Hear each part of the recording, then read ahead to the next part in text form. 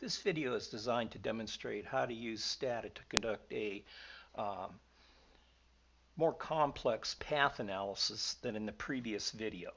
And the path analysis that we're going to do for this example is taken from data that was collected by McDonald and Clellan about textile workers and their sentiments towards unionization in the South. And the data they collected, some of the data was age, their years, their deference, support, and sentiment.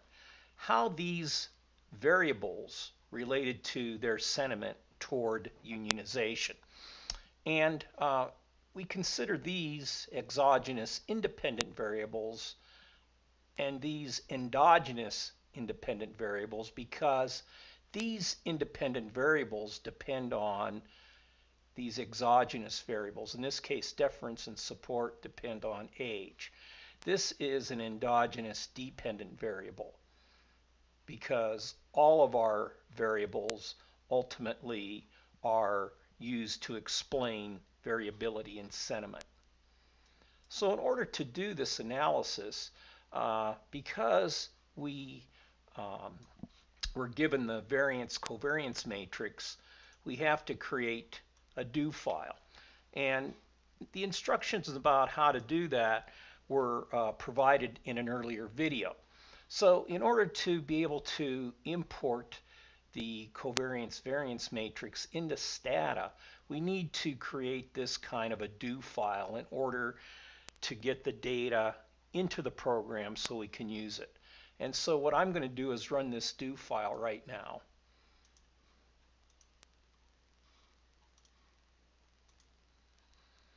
And so you can see that because I don't have any red marks or any error messages, you can see that the covariance matrix is now into Stata.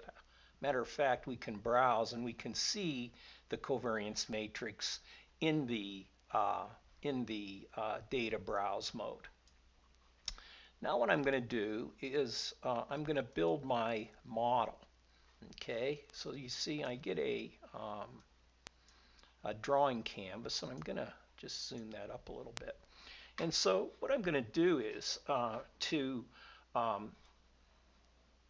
run this model, I'm first going to put my boxes that represent my observed variables in the drawing grid. And then I'm going to double click on those boxes and I'm going to name them.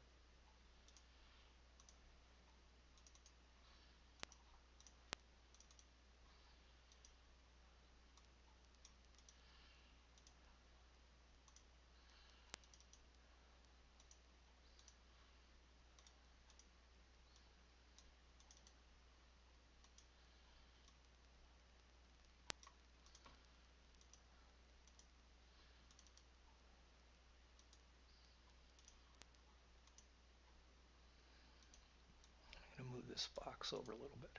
Now what I'm going to do is I'm going to draw my arrows.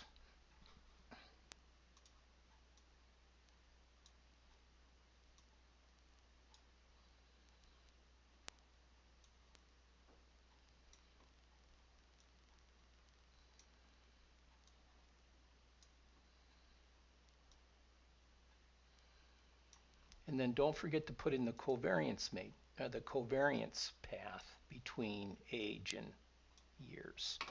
So let's check our model to see if it's the same. You can look at it here. We got years, deference, support, sentiment. So it looks like we've got the model we need. So now we can go to estimate, and we're going to use maximum likelihood, and we can go OK. Now we can compare our estimates on the path model to our estimates in the Stata output window. And so we can see that the path from age to deference, negative 0.087. Then we have our paths from age to support, 0.0 0.58 rounded off, and you can see that path here. The path from deference to support, negative 0.284, so that's here. Then you can see the path coefficients for deference to sentiment, support to sentiment, and years to sentiment. Negative 0.22, you can see that here. 0.85, we can see that path here. And 0.86, we can see the path here. Likewise, we can see the error variances. So the error variance for deference is 12.88. You can see that here, rounded off to 13. For support is 8.4. That's here. For sentiment, 19.3. So you can see that here. The variance for age is 214, and for years it's just a little over 1.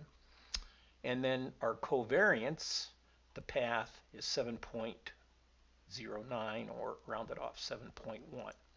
Oops. So now we see where we get our information from the output and how it agrees or disagrees. In this case, it agrees with the path model that's output. And then our chi-square is 1.26, and that is non-significant. And we want our chi-square to be non-significant because we don't want to have variability between the population model and the estimated model. Now the next thing that we can do here is we can go to SEM, goodness of fit, and equation level goodness of fit. And so you'll notice that's highlighted. We can go OK. What this does is it gives us the R square for each of our structural equations. And our structural equations in this case look like this. And so, for example, deference is equal to negative 0.87 times the value of age. And so if we look at our path model,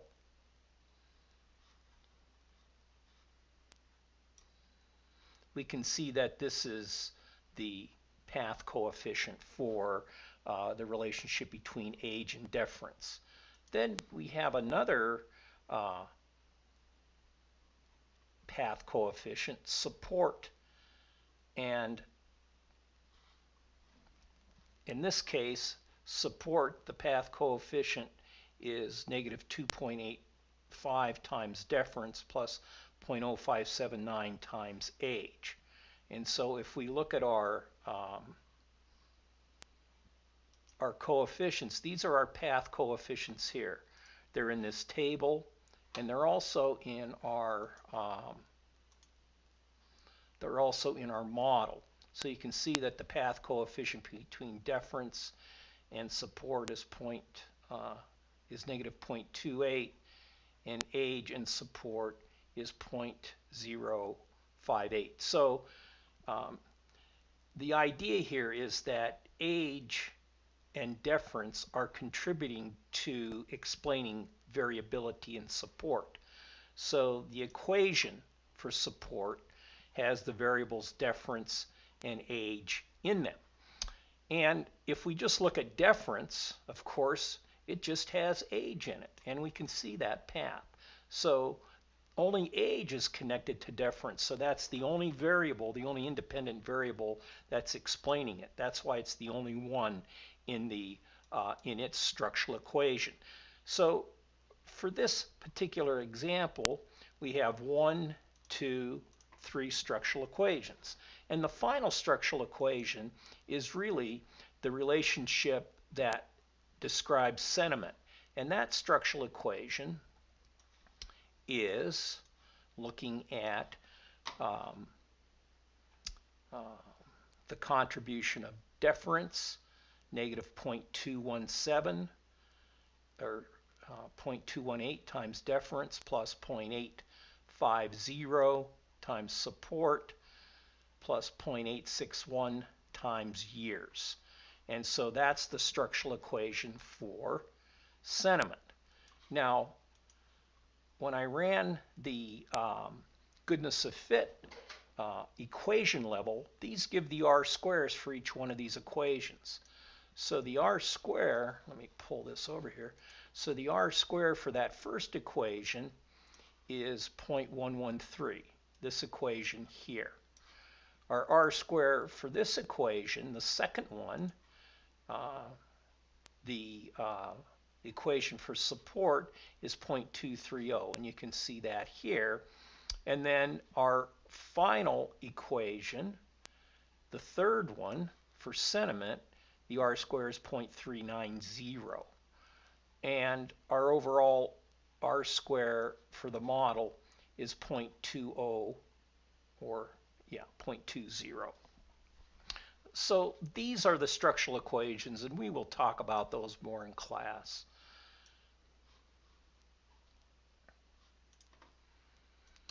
Now there's one more piece of information I'd like to show you, and that is getting the overall goodness of fit. Now, the overall goodness of fit allows us to choose several types of index measures. And what I'm going to do right now is choose all of them. And we're only going to look at one right now, but at least this will give you an idea of how to get all the goodness of fit measures that we really look at when interpreting the fit of our model. And in this case, the one that we're going to pay attention here is the root mean square error of approximation. And in this case, our root mean square error of approximation is 0, which is good, because we want our RMSEA to be less than 0.05 to be able to say that we have a good model fit.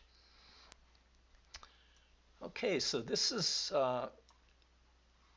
the outcome of our analysis. This is what our path diagram looks like. These are our path coefficients, and they match with this diagram. I hope this example has helped, and I'll look forward to explaining more in class.